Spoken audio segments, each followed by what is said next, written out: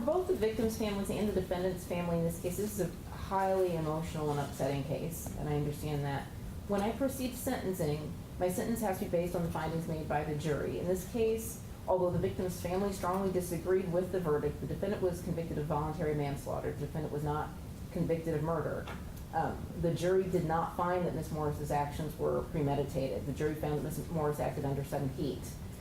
The term sudden heat means a mental state which results from provocation sufficient to excite in the mind of the defendant such emotions as anger, rage, sudden resentment, jealousy, or terror sufficient to obscure the reason of an ordinary person, and as such prevents deliberation, premeditation, excludes malice, and renders the defendant incapable of cool reflection prior to acting. That's what the jury found in this case.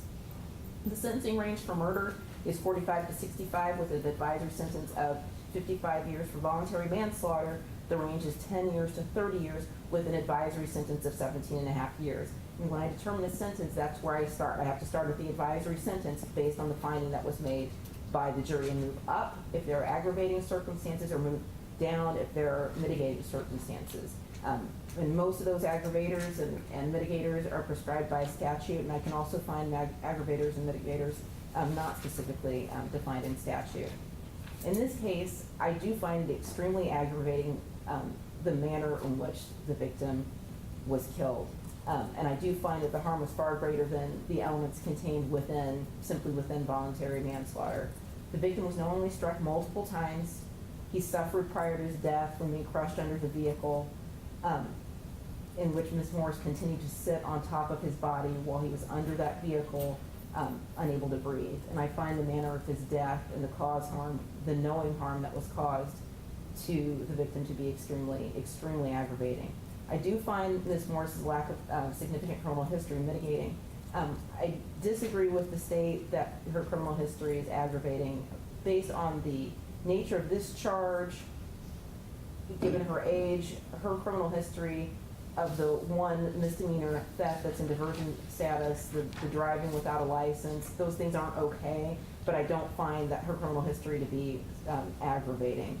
I do find a lot of the struggles in her past that were covered in the memorandum provided by the defense and other evidence to be a mitigating circumstance. I find it unlikely that Ms. Morris will commit another crime of this significance. I have considered Ms. Morris' apology and her assertion that she accepts responsibility. I've considered the evidence at trial, pre-sentence report, statements made by the victim's mother, the sentencing memorandum and letters received from the defendant, the evidence argument statements made today, including Ms. Morris' statement, which I appreciate. In this matter, I'm going to sentence the defendant to 18 years in the Department of Corrections. That is the sentence that I find to be appropriate based on her past, the nature of the circumstances, the nature of the case. It's 18 years in the Department of Corrections. Ms. Morris has credit for 476 days plus 159 days for 635 days credit.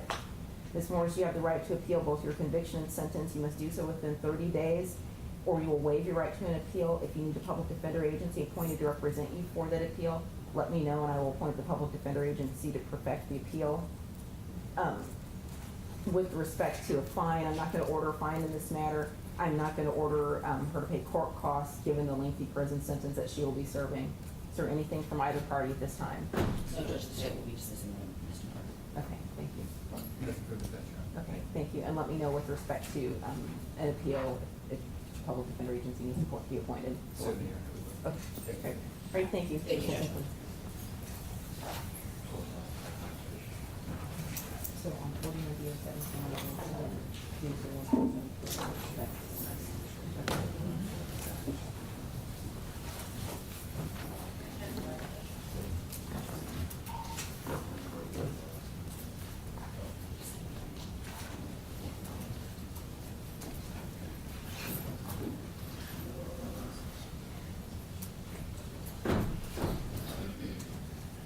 and then let's start with